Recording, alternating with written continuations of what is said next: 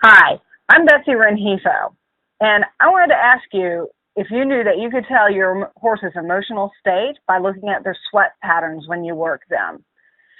Well, you can, and I want you to check out the next video clip that I have that'll show you some of the differences between a horse that's emotional and how he sweats and a horse that's not emotional and how he sweats.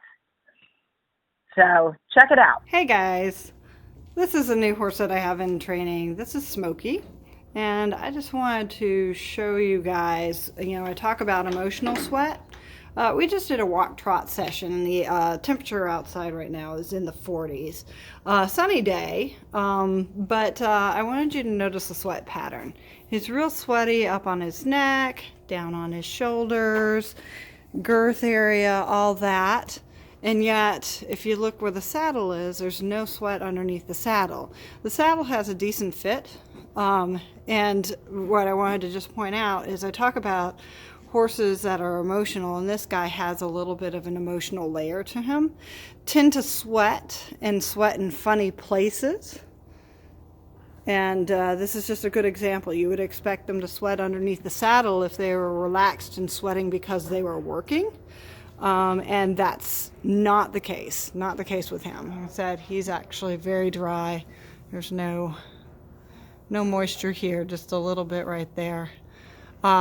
So anyway, when I talk about emotional sweat, this is what I'm talking about. So if he was more relaxed, then he probably wouldn't sweat at all on a day like today.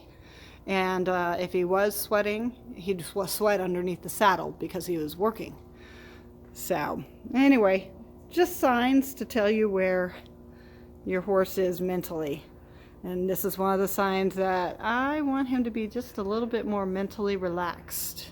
And so we'll work on that. That's what he's here for. Okay, so this is one day later from my first video.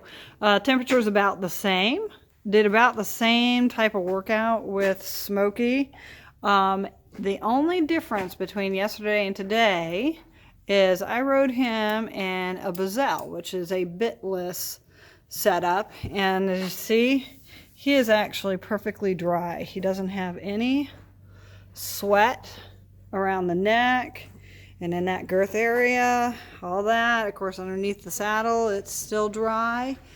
But all the emotional sweat from his ride yesterday, and all we did was a simple trotting pattern exercise like we did today, and we did not have the same sweat pattern, and the only difference was what I used on his head.